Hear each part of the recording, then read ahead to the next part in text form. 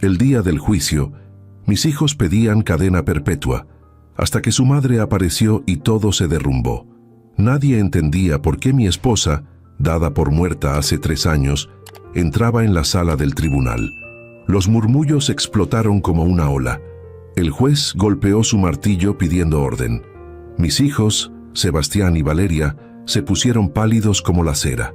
Y yo, sentado en el banquillo de los acusados, con las muñecas esposadas, sentí por primera vez en meses que podía respirar, porque Elena estaba viva, mi esposa, el amor de mi vida, la mujer que todos creyeron que había asesinado.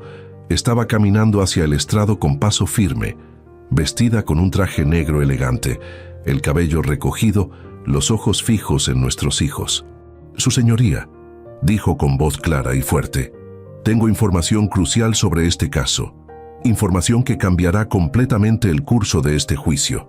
El fiscal se levantó inmediatamente. «Objeción. ¿Quién es esta mujer? ¿Cómo se atreve a interrumpir?» «Soy Elena Márquez de Villarreal», lo interrumpió, «la supuesta víctima de este caso, y estoy aquí para decir que mi esposo es inocente, completamente inocente». El caos estalló. Los periodistas presentes empezaron a tomar fotos frenéticamente. Los guardias trataban de mantener el orden. El juez golpeaba su martillo una y otra vez. Pero lo único que yo podía ver era a Elena, viva, real, ahí, y la expresión de horror absoluto en las caras de mis hijos. Pero déjame regresar. Déjame contarte cómo llegamos a este momento imposible, porque para entender por qué mi esposa fingió su propia desaparición, por qué mis hijos querían verme en prisión de por vida y por qué yo estaba dispuesto a aceptar mi destino sin luchar, necesitas conocer toda la historia. Me llamo Ricardo Villarreal. Tengo 56 años. Soy dueño de una empresa de importación y exportación que fundé hace 30 años.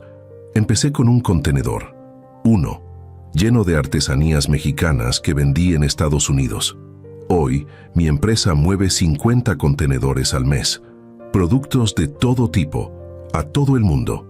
Valgo, en papel, aproximadamente $85 millones. Propiedades en la Ciudad de México, Cancún, Miami. Acciones, inversiones. Un yate que compré hace 5 años pensando que Elena y yo navegaríamos el mundo cuando nos retiráramos. Ese yate, el maldito yate que se convirtió en el centro de toda esta pesadilla. Conocí a Elena cuando tenía 24 años. Yo acababa de empezar mi negocio. Ella trabajaba como traductora para una empresa exportadora.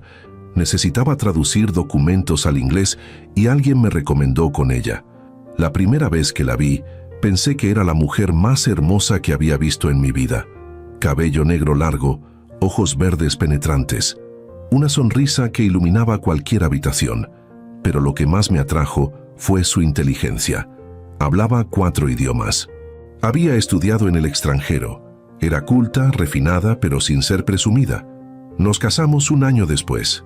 Tuvimos a Sebastián cuando yo tenía 27, a Valeria 2 años después. Durante 20 años fuimos la familia perfecta, o eso creí. Elena dejó de trabajar cuando nacieron los niños, no porque yo se lo pidiera, sino porque ella quiso dedicarse completamente a criarlos. Ya tendremos tiempo para mi carrera después y, decía, ahora quiero estar con ellos, y lo estuvo. Fue una madre increíble, paciente, amorosa, involucrada en cada aspecto de sus vidas. Yo trabajaba mucho, demasiado tal vez, construyendo el imperio que pensaba dejarles algún día. Pero en algún momento, sin que me diera cuenta, algo cambió. Nuestros hijos se convirtieron en, no sé cómo describirlo, en extraños, en personas que no reconocía. Sebastián estudió administración de empresas en una universidad privada cara. Pagué cada peso sin pestañear. Después hizo una maestría en Europa. También la pagué. Cuando regresó, esperaba que se incorporara a la empresa, que aprendiera el negocio desde abajo como yo lo había hecho. Pero no. Sebastián quería empezar como director, con oficina propia, con secretaria, con sueldo de ejecutivo, sin experiencia real. Papá, estudié para esto, argumentaba. No voy a empezar cargando cajas en la bodega. Yo empecé cargando cajas. le recordaba, y mira dónde llegué. Tú eres de otra generación, las cosas han cambiado. Le di el puesto contra mi mejor juicio, y fue un desastre. Tomaba decisiones sin consultar, firmaba contratos sin leer, gastaba dinero de la empresa como si fuera suyo. Tuve que intervenir múltiples veces para arreglar sus errores. Valeria fue diferente pero igual de problemática. Estudió diseño de modas, también en Europa, también con mi dinero. Regresó con ideas grandes sobre abrir su propia marca. Quería que yo financiara todo. Papá, solo necesito $2 millones para empezar. Es una inversión, te lo devolveré con intereses. $2 millones no es poco dinero, Valeria. Necesito ver un plan de negocios, proyecciones, algo concreto. ¿No confías en mí?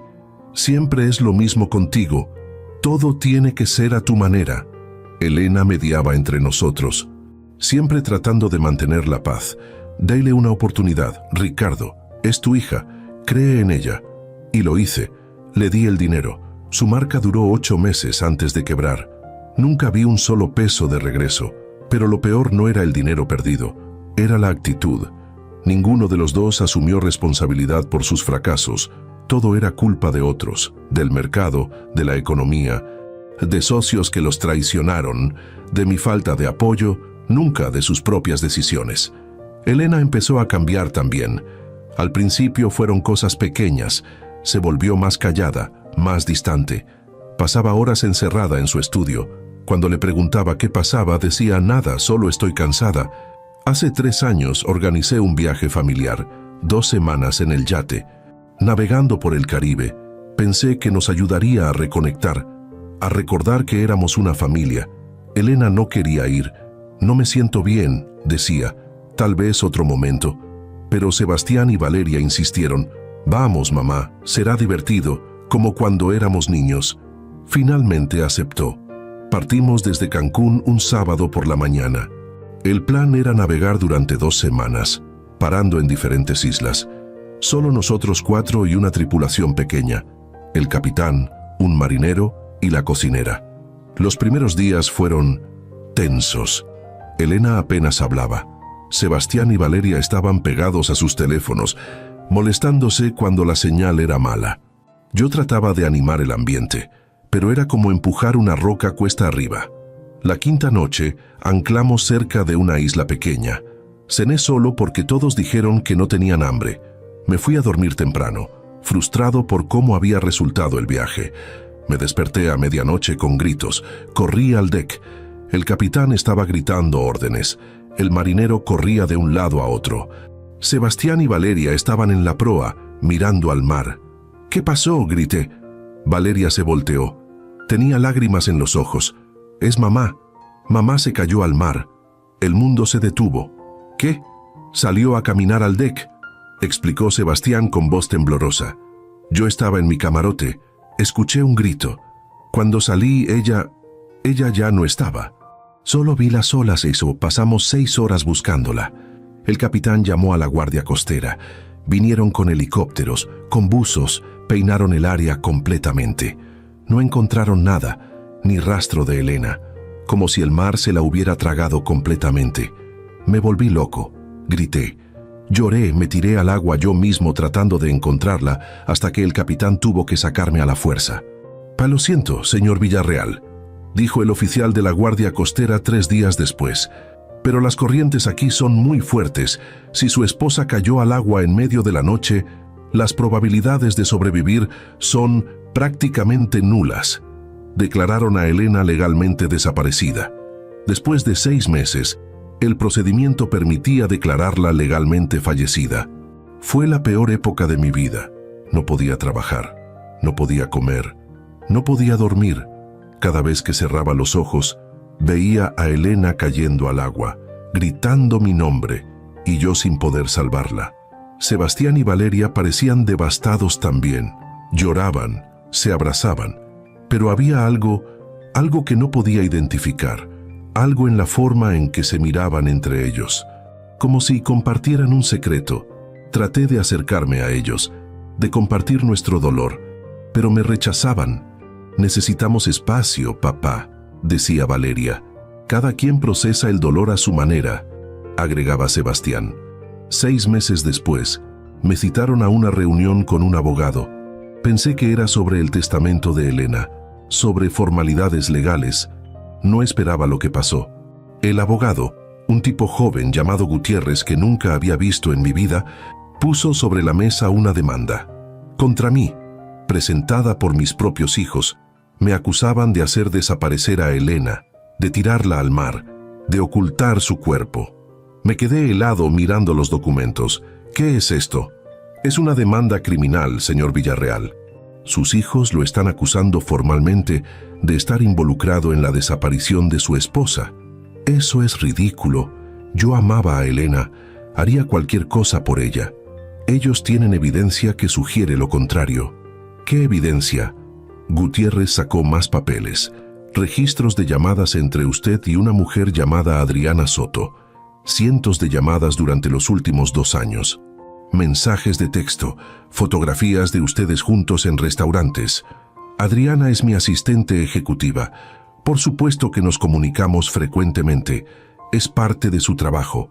Sus hijos sugieren que era algo más, que usted tenía una relación con esta mujer, que quería deshacerse de su esposa para estar con ella. Eso es una mentira. También están los registros financieros, transferencias grandes de dinero a cuentas en el extranjero. Dinero que sus hijos no pueden rastrear, dinero que desapareció justo antes del viaje. Esas transferencias eran para inversiones legítimas. Todo está documentado. Ellos argumentan que estaba moviendo activos, preparándose para huir después de lo que le hiciera a su esposa. Me levanté de golpe. Esto es una locura. ¿Por qué harían esto? Son mis hijos. Gutiérrez me miró con algo parecido a la lástima. Señor Villarreal, ¿tiene usted un testamento? Sí, todo está dividido equitativamente entre Elena y mis hijos.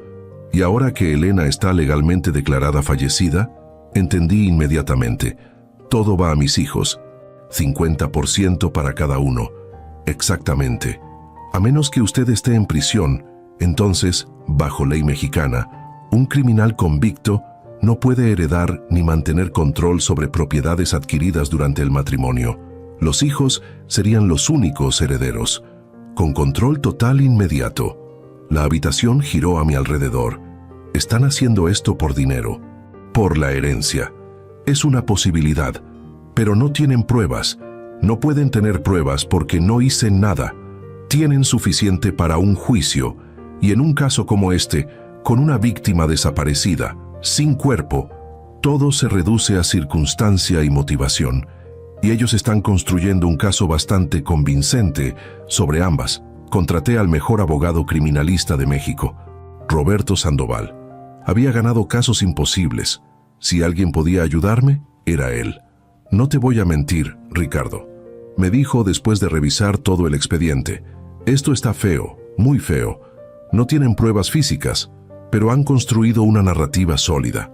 Hombre rico, esposa que se interpone entre él y su amante, oportunidad perfecta durante un viaje en yate, y hijos creíbles como testigos. ¿Testigos de qué? Ellos no vieron nada porque no pasó nada.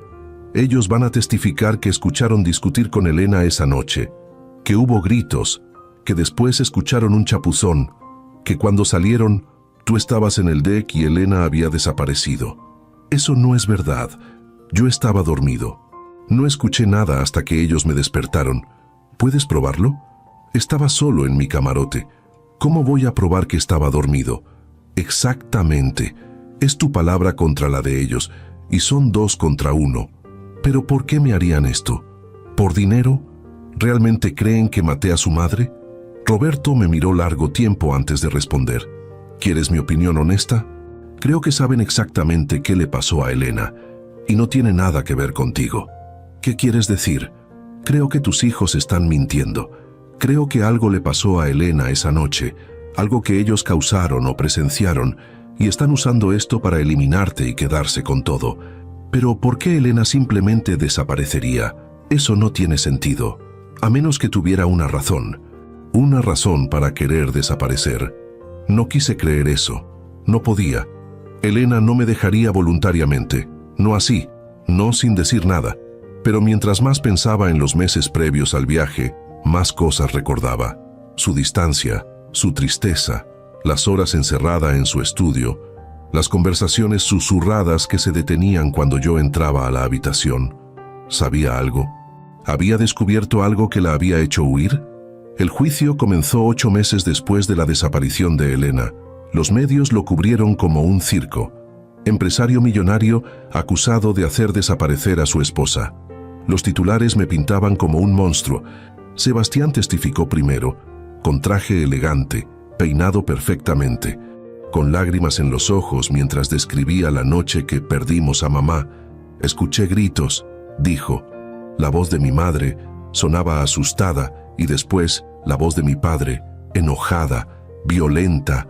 Corrí al deck lo más rápido que pude, pero cuando llegué, solo estaba mi padre, mirando al mar, con las manos en la baranda. Y mamá había desaparecido. ¿Qué hizo su padre cuando lo vio?, preguntó el fiscal. Me miró y dijo, se cayó. Tu madre se cayó al agua. Pero la forma en que lo dijo no sonaba sorprendido. Sonaba como si ya lo supiera. Era una mentira completa. Y lo peor es que lo decía con tanta convicción que hasta yo casi le creía. Valeria testificó después. Su versión era casi idéntica. También había escuchado gritos. También había visto solo a su padre en el deck. También había notado que yo no parecía suficientemente sorprendido por la desaparición de Elena. El fiscal presentó las llamadas con Adriana, los mensajes, las fotos, construyendo una narrativa donde yo era un esposo infiel desesperado por deshacerme de mi esposa. ¿Niega tener una relación con la señorita Soto?, preguntó. La niego completamente. Adriana es mi empleada, nada más. ¿Y estas fotos donde aparecen cenando juntos? Cenas de negocios, con clientes presentes. Las fotos están cortadas para mostrar solo a nosotros dos, pero había otras 4 personas en esa mesa. Y los mensajes de texto donde le dice, te extraño, en el contexto del trabajo, después de que ella tomara vacaciones, extrañaba su eficiencia en la oficina.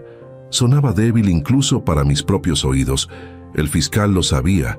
El jurado lo sabía. Roberto hizo lo que pudo en mi defensa. Señaló las inconsistencias en las declaraciones de mis hijos. Demostró que las transferencias de dinero eran legítimas. Trajo expertos que testificaron sobre las corrientes marinas y lo fácil que sería que alguien se cayera accidentalmente del yate.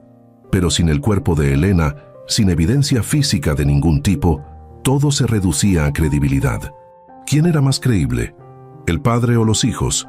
El jurado, aparentemente, creía más en los hijos.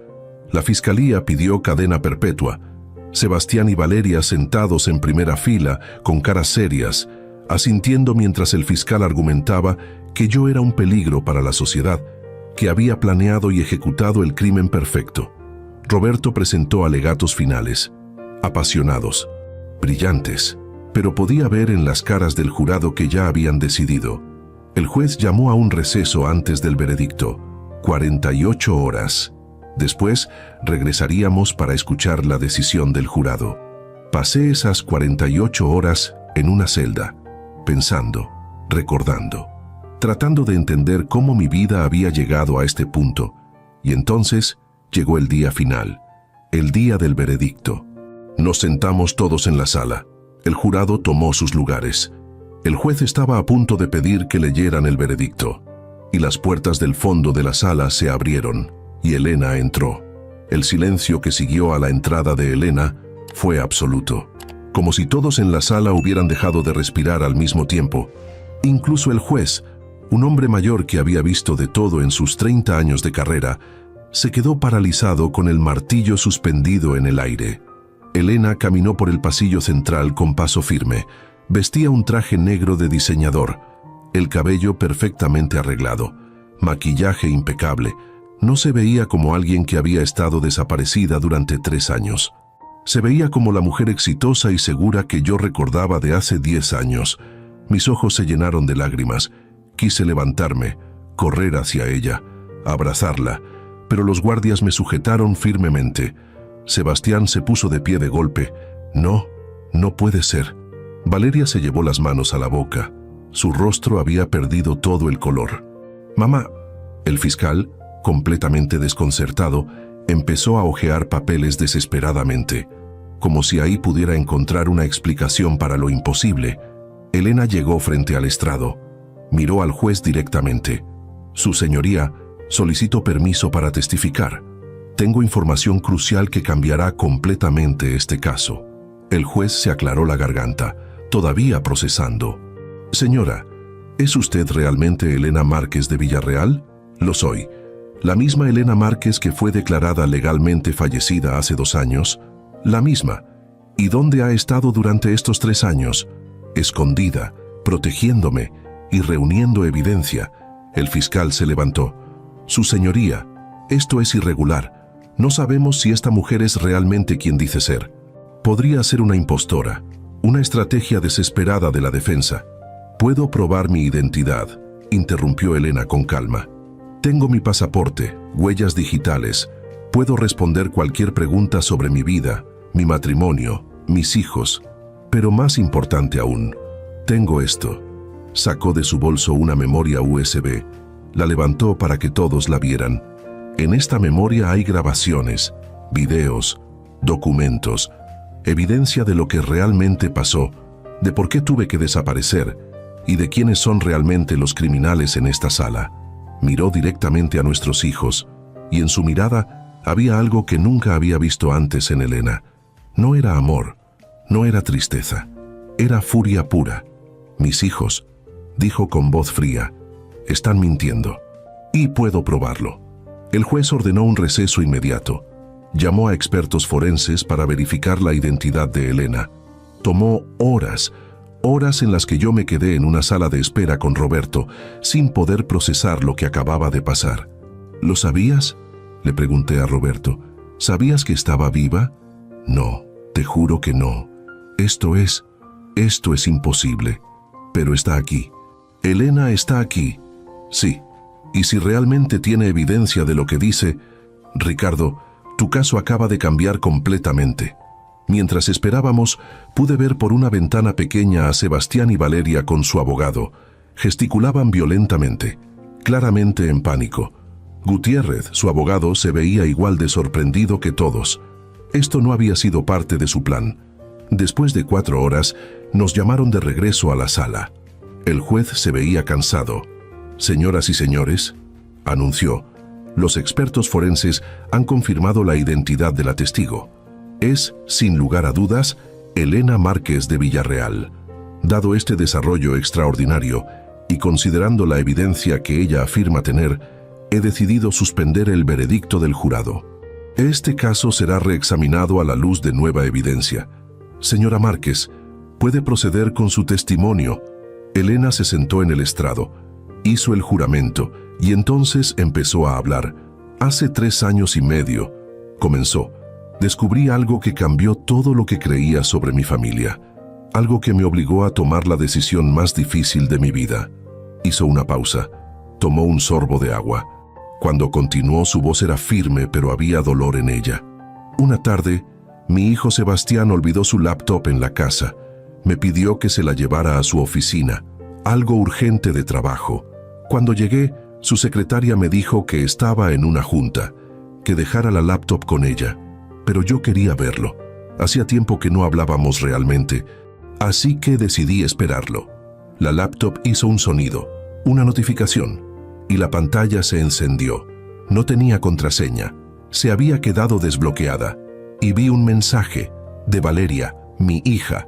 Elena sacó un papel de su bolso. Sus manos temblaban ligeramente. El mensaje decía: «Tenemos que acelerar el plan. Papá está hablando de cambiar el testamento. Si esperamos más, podríamos perderlo todo». Un murmullo recorrió la sala. Miré a mis hijos. Sebastián estaba rígido como una estatua. Valeria se había hundido en su silla. «Al principio no entendí», continuó Elena. «¿Qué plan? ¿Perder qué? Así que hice algo que nunca pensé que haría. Leí sus mensajes, todos, y lo que encontré me destrozó». Hizo otra pausa. Las lágrimas empezaban a rodar por sus mejillas, pero su voz no se quebró. «Durante meses, Mis hijos habían estado planeando cómo deshacerse de nosotros, de Ricardo y de mí. Querían la herencia, los 85 millones de dólares, las propiedades, las empresas, todo. Y estaban dispuestos a hacer lo que fuera necesario para conseguirlo.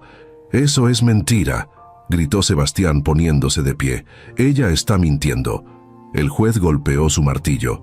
«Orden, señor Villarreal, siéntese o será removido de la sala». Sebastián se sentó lentamente, pero sus ojos ardían de odio. Elena continuó como si no hubiera sido interrumpida. «Hice capturas de pantalla de todo. Las guardé en un lugar seguro y empecé a investigar más. Descubrí que habían estado desviando dinero de las empresas de Ricardo durante años. Pequeñas cantidades al principio, después más grandes. Cuentas fantasmas, empresas ficticias, todo diseñado para vaciar lentamente los activos sin que nadie se diera cuenta. Y descubrí el plan final. Iban a organizar un accidente durante el viaje en yate, algo que se viera natural, como si ambos hubiéramos caído al agua, y después, como herederos directos, controlarían todo. Mi sangre se heló. «Elena, ¿estás diciendo que planeaban?» Ella me miró directamente por primera vez desde que entró a la sala. Había amor en sus ojos y tristeza. «Sí, Ricardo, planeaban hacerlo parecer un accidente, ambos, y cobrar millones del seguro de vida además de la herencia. Pero eso no tiene sentido», intervino Roberto. «Si ese era el plan, ¿por qué solo Ricardo está siendo acusado? ¿Por qué Elena desapareció, pero Ricardo no?» «Porque», dijo Elena, «yo descubrí el plan antes de que pudieran ejecutarlo. Y tomé mis propias medidas». Se volvió hacia el juez. «Su señoría, ¿puedo mostrar el contenido de esta memoria USB?» El juez asintió. Un técnico configuró rápidamente un proyector. Las luces de la sala se atenuaron y comenzó la presentación. El primer video mostró la laptop de Sebastián, con fecha y hora claramente visibles. Los mensajes entre él y Valeria, había docenas, cientos tal vez. «Papá está siendo un problema, no quiere ceder control de la empresa. Tenemos que hacer algo. El viejo se está volviendo más terco. ¿Y si tuvieran un accidente? En el yate, nadie haría preguntas. Perfecto, pero tiene que parecer natural. Ambos, no podemos arriesgarnos a que alguno sobreviva. ¿Y si contratamos a alguien? ¿Alguien de la tripulación que pueda ayudar? Ya hablé con el marinero. Marcos, tiene deudas. Está dispuesto por $50,000. El siguiente video era diferente, tomado con un teléfono celular. Se veía a Sebastián y Valeria en lo que parecía ser un café, hablando con un hombre que yo reconocí inmediatamente, Marcos, el marinero que había estado con nosotros en el yate. «Tiene que parecer un accidente», decía Sebastián en el video. «Algo en medio de la noche, cuando estén dormidos, un golpe, los tiran al agua, las corrientes harán el resto. ¿Y mi pago?», preguntaba Marcos. «50,000 ahora, 50,000 después. Y desapareces, te vas del país, nunca nos viste. ¿Y si algo sale mal?» «Nada va a salir mal», aseguraba Valeria. «Es el plan perfecto, nadie sospechará nada». La sala estaba en completo silencio. Solo se escuchaba el audio del video. Cada palabra era como una bomba. El fiscal estaba pálido. El abogado de mis hijos trataba de revisar documentos frenéticamente. Y Sebastián y Valeria, ellos se habían rendido.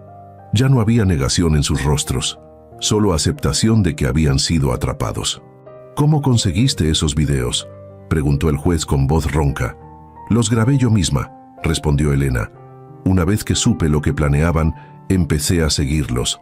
Documenté todo, cada reunión, cada conversación. Durante 3 meses reuní evidencia, pero no era suficiente. Necesitaba algo más. Necesitaba que se incriminaran completamente. Así que les di la oportunidad perfecta. Acepté ir al viaje en yate aunque no quería. Sabía que iban a intentar algo y tenía un plan para detenerlos». Se volvió hacia mí. «Ricardo, ¿recuerdas que yo contraté nueva tripulación para el viaje? Insistí en que el capitán fuera alguien específico, Carlos Méndez». Asentí. «Sí, dijiste que era el mejor, que había navegado esas aguas durante años». Era verdad. pero también era ex policía, especializado en operaciones encubiertas. Le conté todo, le mostré la evidencia, y él aceptó ayudarme. El siguiente video apareció en la pantalla. Este era de una cámara de seguridad. Mostraba el deck del yate, con fecha, la noche de la desaparición de Elena. En el video se podía ver a Elena saliendo a caminar al deck alrededor de medianoche. Llevaba puesta una bata. Caminó hasta la baranda, miró al mar. Entonces apareció una figura detrás de ella. Marcos, el marinero, con algo en la mano, algo que parecía un tubo o un bate. Se acercó sigilosamente a Elena, levantó el objeto, y justo cuando estaba a punto de golpearla, Elena se dio vuelta y le roció algo en la cara. Marcos cayó al suelo inmediatamente. «Augás pimienta», explicó Elena. «Cargaba una lata conmigo todo el tiempo durante ese viaje». En el video, el capitán Carlos apareció corriendo. Entre él y Elena, arrastraron el cuerpo inconsciente de Marcos a un camarote. Lo ataron, y después Elena regresó al deck. Se paró en la baranda, miró hacia donde sabía que había cámaras. Y entonces, en un movimiento rápido, se quitó la bata y la arrojó al mar. Debajo llevaba ropa oscura, un chaleco salvavidas inflable, y se tiró al agua. «Había un bote inflable esperándome a 100 metros del yate», explicó Elena, «con provisiones, con los documentos y el dinero que había estado sacando durante meses. Carlos se aseguró de que nadie me siguiera, y desaparecí». «¿Por qué?», pregunté. Mi voz salió quebrada. «¿Por qué no me dijiste? ¿Por qué me dejaste pensar que habías...?» Elena me miró con lágrimas en los ojos. «Porque no sabía si podía confiar en ti, Ricardo. No sabía si estabas involucrado. Los mensajes de nuestros hijos mencionaban convencer a papá, y si papá no coopera, no sabía qué significaba eso. Si te habían manipulado, si estabas en el plan, no podía arriesgarme, así que desaparecí y observé desde lejos. Vi cómo reaccionabas, vi tu dolor, tu desesperación y supe que eras inocente. Pero para entonces nuestros hijos ya habían activado su plan B». «¿Plan B?», preguntó el fiscal. «Acusarlo a él», respondió Elena señalándome.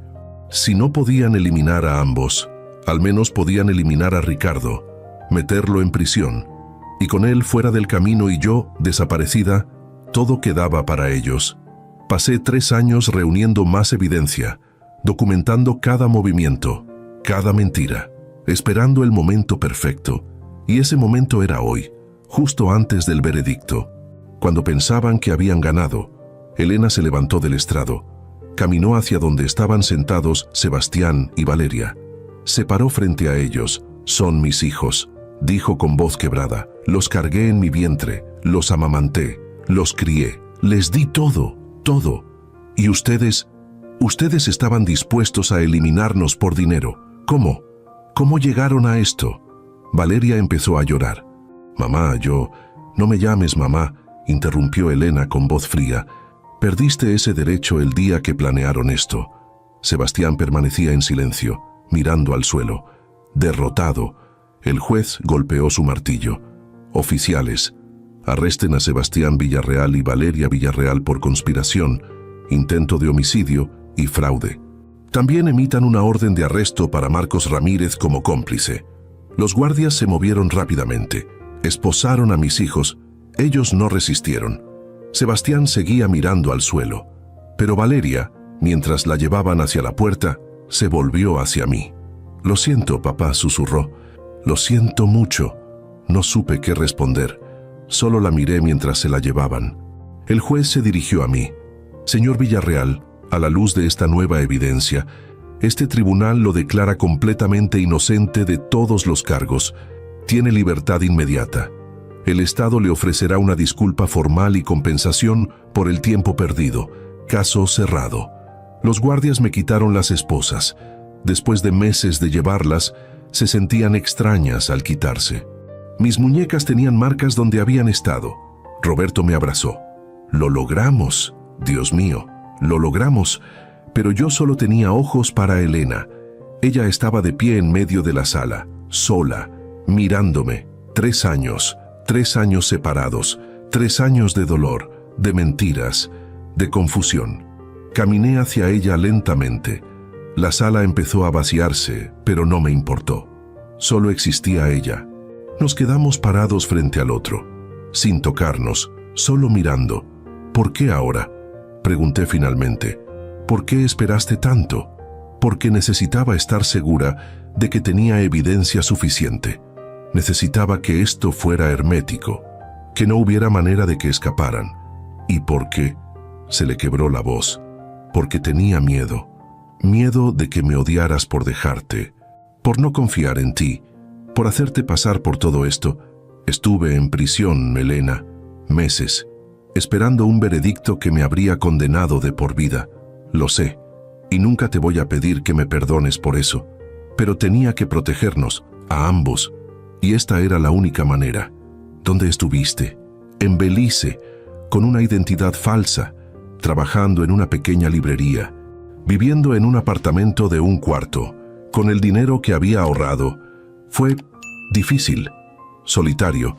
Cada día me preguntaba si había hecho lo correcto. ¿Y lo hiciste? ¿Hiciste lo correcto?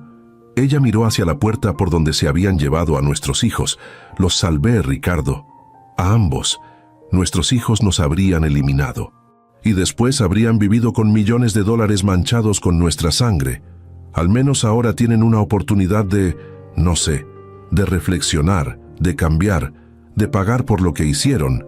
Pero el costo fue alto, lo sé, pero estamos vivos y estamos libres, y eso es más de lo que habríamos tenido si yo no hubiera actuado. Tenía razón, por supuesto que tenía razón, pero el dolor era real, la traición era real, no solo de nuestros hijos, sino de ella también, por no confiar en mí, por dejarme solo. Necesito tiempo, le dije finalmente, para procesar esto, para entender, para decidir qué significa todo esto para nosotros. Elena asintió. Había lágrimas rodando por sus mejillas. Lo entiendo, y te lo daré. Todo el tiempo que necesites. Pero, Ricardo, nunca dejé de amarte, ni un solo día en esos 3 años. Cada decisión que tomé, por dolorosa que fuera, fue porque te amo, y porque quería protegerte. Lo sé, susurré. Yo también te amo. Siempre te he amado. Pero eso no hace que esto sea menos complicado. Ella extendió su mano. Dudé. Después la tomé.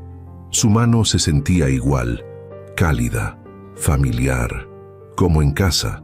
Entonces empecemos desde ahí, dijo suavemente, con el amor, y construyamos el resto día a día. Asentí, porque no sabía qué más hacer. El mundo había cambiado completamente en una tarde. Mis hijos eran criminales. Mi esposa había regresado de entre los desaparecidos, y yo tenía que reconstruir una vida que había sido destrozada. Pero al menos no estaba solo, y eso, por ahora, era suficiente. 3 días después del juicio, Elena y yo nos sentamos en la terraza de una casa que habíamos rentado temporalmente. No podía regresar a nuestra antigua casa. Demasiados recuerdos, demasiado dolor. Necesitábamos un espacio neutral mientras decidíamos qué hacer con nuestras vidas. Bebíamos café en silencio. Habíamos hablado poco desde que salimos del tribunal. Había tanto que decir que ninguno sabía por dónde empezar. Finalmente, Elena rompió el silencio. ¿Has pensado en visitarlos? Sabía a quién se refería. Sebastián y Valeria estaban en prisión preventiva esperando su propio juicio. Enfrentaban cargos graves: conspiración para cometer homicidio, intento de homicidio, fraude. El fiscal estimaba que podrían recibir entre 20 y 30 años cada uno. No, respondí. ¿Tú? Ella negó con la cabeza. No sé si podría. No sé qué les diría. ¿Cómo llegamos aquí, Elena? ¿En qué momento perdimos a nuestros hijos? Ella tomó un sorbo de café antes de responder.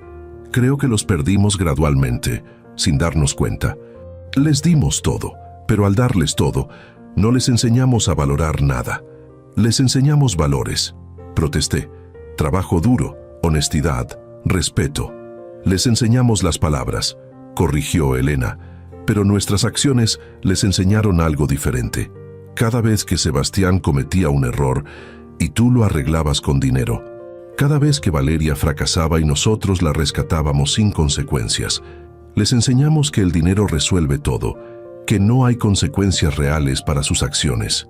Sus palabras dolieron porque eran verdad. Recordé todas las veces que había pagado las deudas de Sebastián, las inversiones fallidas de Valeria que había cubierto, los problemas que había hecho desaparecer con mi chequera. ¿Y el plan?, pregunté. ¿Cuándo crees que empezaron a planear eso? Elena sacó su teléfono. Mostró capturas de pantalla que yo no había visto en el juicio, mensajes más antiguos. Según lo que pude rastrear, empezaron hace 5 años, sutilmente al principio, hablando sobre qué harían con la herencia. Después se volvió más específico, más urgente, especialmente después de que tú mencionaste que estabas pensando en donar parte de tu fortuna a caridades. Recordé esa conversación. Había sido durante una cena familiar. Mencioné que Bill Gates y Warren Buffett habían inspirado mi pensamiento sobre la riqueza y el legado. Quiero dejar algo más que dinero, había dicho. Quiero dejar un impacto positivo. Sebastián había respondido con una sonrisa tensa. Claro, papá, pero primero asegúrate de cuidar a tu familia, ¿no? Ahora entendía esa sonrisa. No era apoyo, era miedo, miedo de perder su futura herencia. Tengo una pregunta, dije mirando a Elena, una que me ha estado carcomiendo. ¿Por qué no acudiste a la policía desde el principio? Cuando descubriste el plan, ¿por qué no simplemente los arrestaste entonces? Elena suspiró. Porque no tenía suficiente evidencia. Los mensajes eran incriminatorios, sí, pero un buen abogado podría argumentar que eran solo fantasías, conversaciones sin intención real. Necesitaba prueba de acción, de pasos concretos hacia la ejecución del plan. ¿Y Marcos? El marinero que contrataron. ¿Podrías haberlo arrestado? No sabía de Marcos hasta 2 semanas antes del viaje, y para entonces ya había tomado la decisión de desaparecer. Pensé que era más seguro, más efectivo.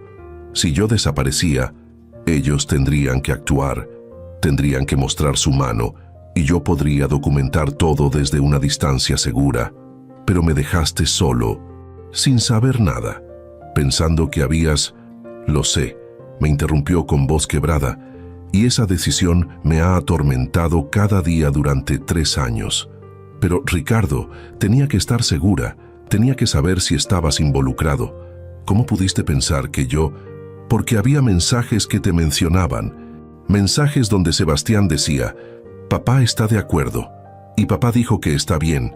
No sabía si te habían convencido, si te habían manipulado, si sabías y simplemente no querías detenerlos. Me levanté de la silla, caminé hacia la baranda de la terraza. La ciudad se extendía frente a nosotros, millones de personas viviendo sus vidas normales. Sin saber que mi mundo se había derrumbado y reconstruido en cuestión de días, esos mensajes eran sobre negocios, dije sin voltearme. Sebastián me consultaba sobre inversiones, sobre contratos, y yo daba mi aprobación. Nunca imaginé que estaba usando esas conversaciones como cobertura para algo más. Lo sé ahora, dijo Elena detrás de mí. Vi tu reacción cuando desaparecí. Vi tu dolor genuino y supe que eras inocente, pero para entonces ya había desaparecido y el plan de ellos se había adaptado. ¿Los seguiste? Durante esos 3 años, ¿los observaste? Sí, no todo el tiempo. Era arriesgado, pero tenía contactos, personas que me mantenían informada. Vi cómo te acusaban, vi el juicio, vi cómo construyeron su caso contra ti. Y cada día fue una agonía no poder revelarme, no poder defenderte, pero sabía que si lo hacía demasiado pronto, sin toda la evidencia, podrían escapar. Así que me usaste como cebo. El silencio que siguió fue pesado. Sí, admitió finalmente, te usé como cebo, y nunca te voy a pedir que me perdones por eso. Fue egoísta, fue cruel, pero salvó nuestras vidas, y puso a nuestros hijos donde deben estar, enfrentando las consecuencias de sus acciones. Me volteé para mirarla.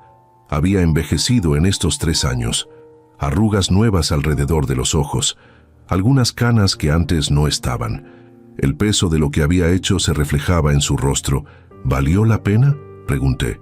Todo esto, el dolor, la separación, la traición, ¿valió la pena? Ella me sostuvo la mirada. Estás vivo.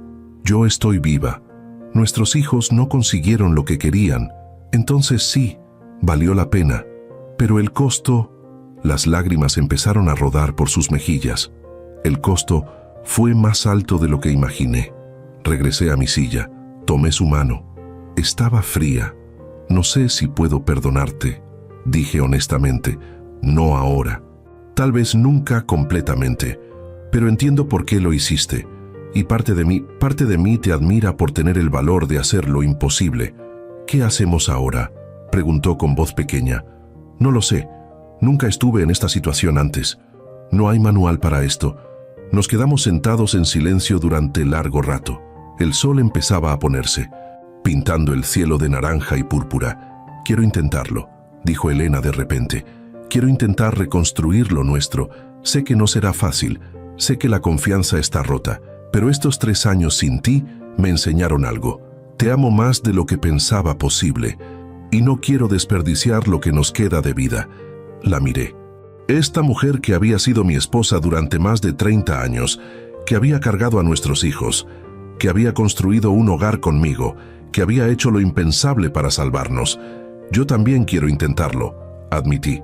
Pero necesito que seas completamente honesta conmigo de ahora en adelante, sin secretos, sin planes escondidos.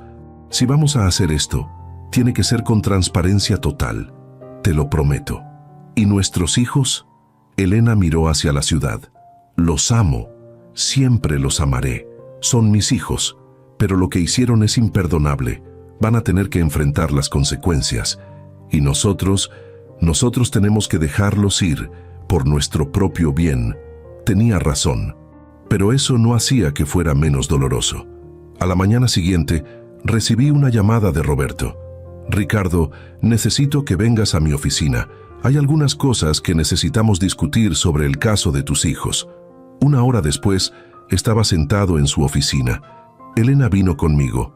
¿Qué pasa?, pregunté. Roberto puso sobre el escritorio una carpeta gruesa. Valeria pidió verlos. A ambos. Dice que quiere hablar, que necesita explicar. No, dije inmediatamente, no quiero verla. Ricardo, entiendo, pero hay algo más. El fiscal está ofreciendo un trato. Si Valeria testifica contra Sebastián, si proporciona evidencia adicional sobre el plan, podrían reducir su sentencia de 30 años a 10. ¿Y qué hay de Sebastián? Él no está cooperando. Se niega a hablar. Su abogado está preparando una defensa completa. Va a ir a juicio. Elena habló por primera vez. ¿Valeria aceptaría el trato? Está considerándolo, pero primero quiere hablar con ustedes. Dice que necesita su perdón. Me reí amargamente. ¿Perdón? ¿Después de todo lo que hizo? No tienes que ir, dijo Roberto. Es tu decisión completamente. Miré a Elena. Ella tenía lágrimas en los ojos. Es nuestra hija, susurró. Es una criminal, corregí. Una criminal que quería vernos desaparecidos. También es nuestra hija. Y parte de mí necesita entender, necesita escuchar. Aunque sea una última vez, no quería. Cada célula de mi cuerpo gritaba que no fuera, que no le diera esa satisfacción. Pero Elena tenía razón. Necesitábamos escuchar, necesitábamos entender, aunque fuera doloroso. Está bien, dije finalmente. Iremos, pero solo una vez. Después, se acabó. 2 días después, entramos a una sala de visitas en la prisión. Valeria ya estaba ahí, sentada en una silla de plástico. Vestía el uniforme naranja de los presos. Sin maquillaje, el cabello recogido en una cola simple. Se veía pequeña, asustada. Nada como la mujer segura que había testificado contra mí en el juicio. Cuando nos vio, empezó a llorar inmediatamente. Mamá, papá. Nos sentamos frente a ella. Una mesa de metal nos separaba. Un guardia vigilaba desde la esquina. ¿Por qué?, preguntó Elena sin preámbulos. ¿Por qué hiciste esto? Valeria se limpió las lágrimas con el dorso de la mano. Porque estaba celosa, enojada. Sentía que nunca era suficiente, que nunca lograba nada por mí misma. Y Sebastián decía que la única manera de ser libre era tener dinero, todo el dinero, sin depender de ustedes. Pero planearon eliminarnos, dije con voz fría. No solo robar, eliminarnos. Yo no quería, sollozó. Al principio, solo hablábamos de esperarlos, de heredar naturalmente cuando fueran mayores.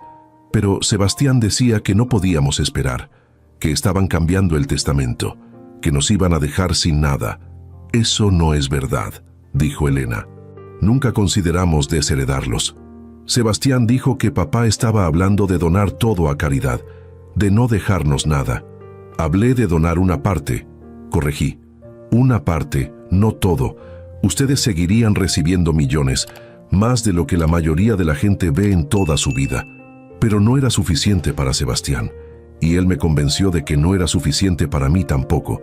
Pintó esta imagen de cómo serían nuestras vidas con todo el dinero, sin restricciones, sin tener que pedir permiso, sin sentir que les debíamos todo. ¿Y el plan?, preguntó Elena. ¿Cuándo decidieron que la única manera era...? Hace 2 años. Sebastián conoció a Marcos.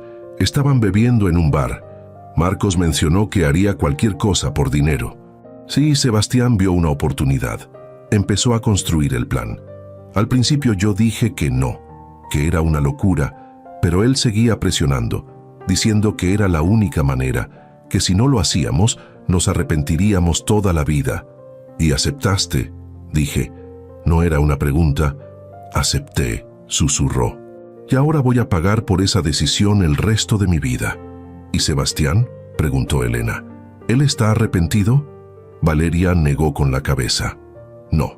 Él sigue diciendo que ustedes son los culpables, que si nos hubieran dado lo que merecíamos, nada de esto habría pasado.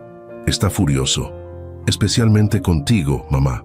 Dice que lo traicionaste, que fingir tu desaparición fue cruel. Elena se rió sin humor. ¿Cruel? ¿Después de lo que planearon hacer? Lo sé, pero Sebastián no ve las cosas así. Él nunca ve su propia culpa. Nos quedamos en silencio durante un momento. Solo se escuchaba el tic-tac del reloj en la pared. El fiscal ofreció un trato, dijo Valeria finalmente. Si testifico contra Sebastián, si les cuento todo lo que sé, reducirán mi sentencia de 30 a 10 años. ¿Y lo vas a hacer?, pregunté. No sé. Sebastián es mi hermano, pero también es la razón por la que estoy aquí.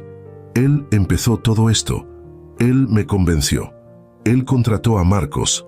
Miró directamente a Elena. ¿Qué harías tú, mamá, si estuvieras en mi lugar? Elena tomó un momento antes de responder. Haría lo correcto, independientemente de a quién afectara, porque al final del día tienes que vivir contigo misma, y vivir con la mentira es peor que vivir con la verdad, incluso si la verdad lastima a alguien que amas, especialmente entonces. Valeria asintió lentamente. Voy a aceptar el trato. Voy a testificar. Y voy a decir toda la verdad, no por ustedes, no para reducir mi sentencia, sino porque tienen razón. Necesito poder vivir conmigo misma, y la única manera de hacer eso es finalmente tomar responsabilidad por lo que hice. Me levanté. Entonces hazlo, y usa esos 10 años para convertirte en alguien mejor, en la persona que pudiste haber sido si hubieras tomado diferentes decisiones. ¿Me perdonan?, preguntó con voz pequeña. ¿Algún día podrán perdonarme? Elena y yo nos miramos. Después ella respondió. No lo sabemos, Valeria. El perdón toma tiempo, y lo que hiciste es casi imperdonable, pero eres nuestra hija, y siempre lo serás. Así que tal vez, algún día, pero no hoy. Valeria asintió. Más lágrimas rodaban por sus mejillas. Gracias por venir, por escucharme, y por no rendirse completamente conmigo. Salimos de la prisión sin mirar atrás. En el estacionamiento, Elena se derrumbó en mis brazos. Lloró como no la había visto llorar nunca. Y yo la sostuve, porque era todo lo que podía hacer. Nuestros hijos nos habían traicionado de la peor manera posible. Y aunque Valeria mostraba arrepentimiento, el daño estaba hecho. La familia que habíamos construido durante 30 años había sido destruida. Pero entre las ruinas, Elena y yo todavía estábamos de pie. Dañados, rotos, pero juntos, y tal vez, solo tal vez, eso era suficiente para empezar de nuevo. 2 años después del juicio, Elena y yo estábamos sentados en la terraza de nuestra nueva casa, no en México. Habíamos vendido todo y nos mudamos a un pueblo pequeño en la costa de Portugal, un lugar donde nadie nos conocía, donde no éramos el empresario y su esposa traicionados por sus hijos. Éramos simplemente Ricardo y Elena, una pareja de jubilados disfrutando de sus años dorados.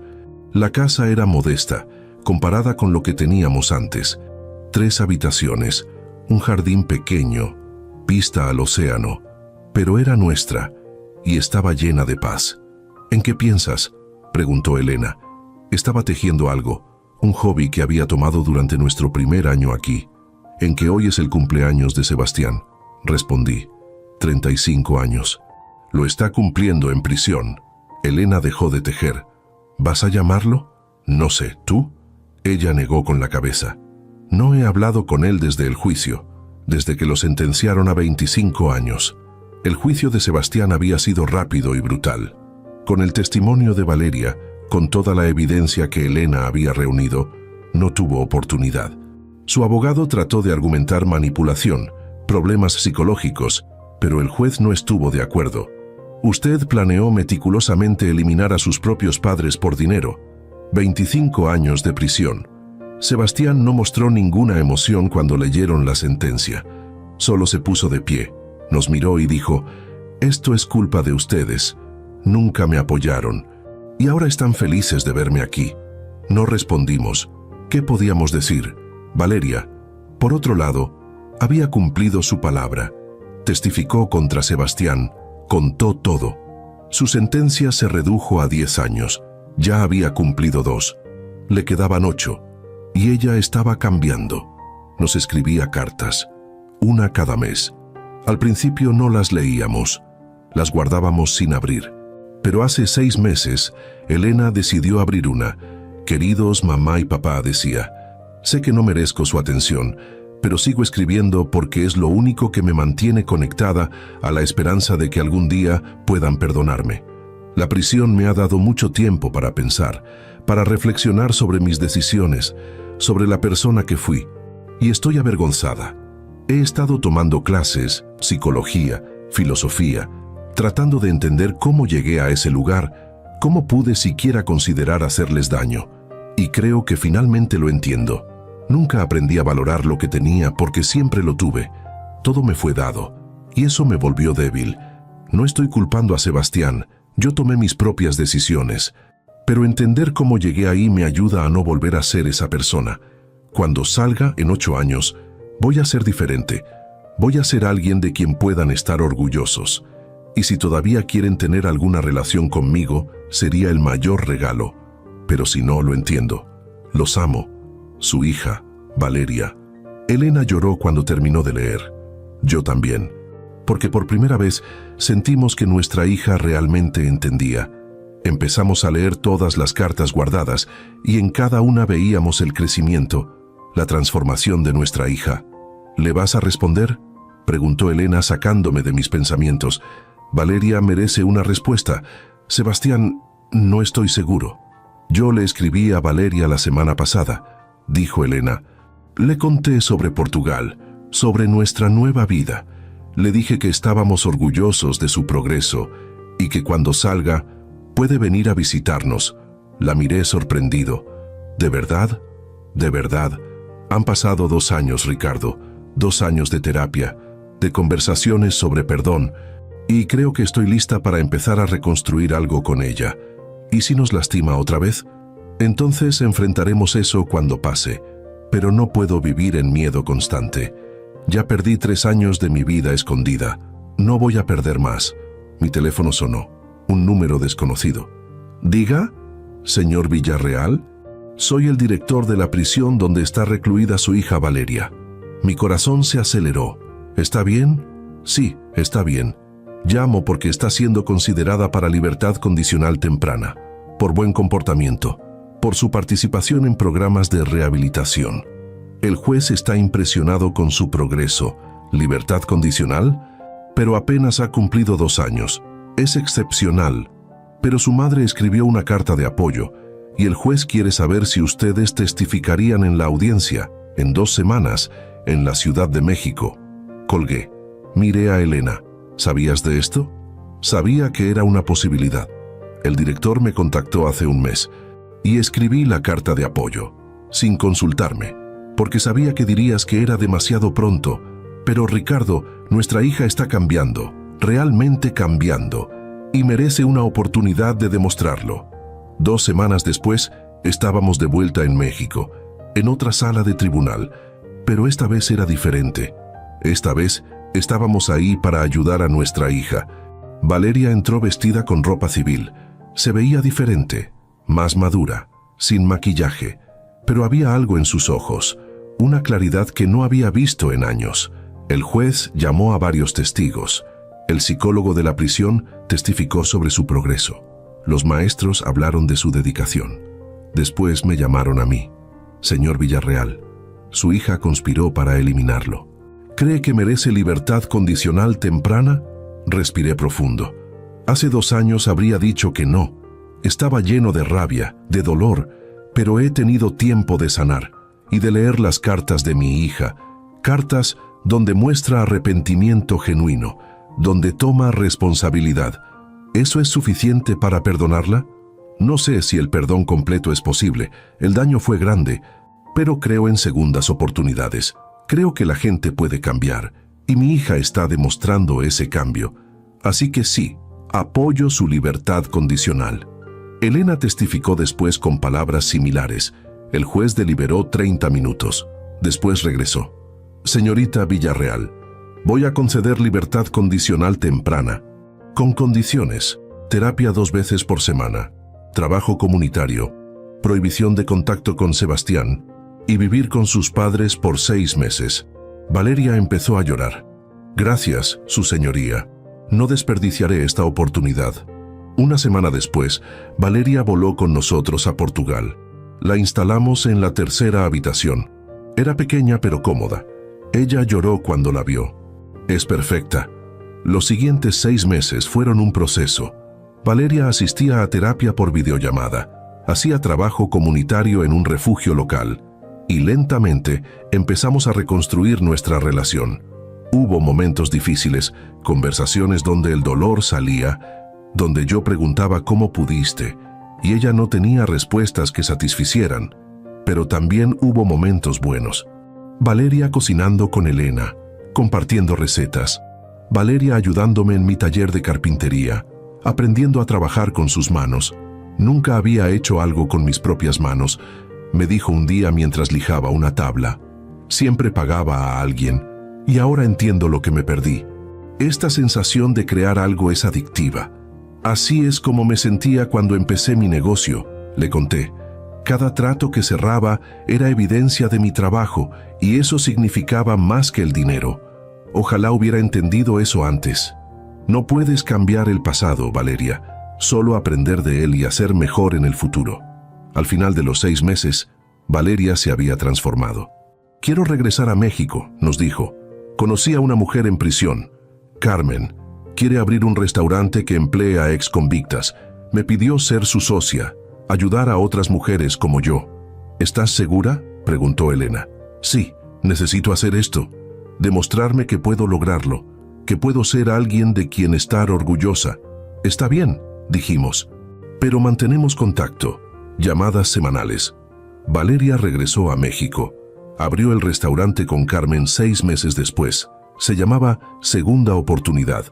Empleaba exclusivamente a mujeres exconvictas.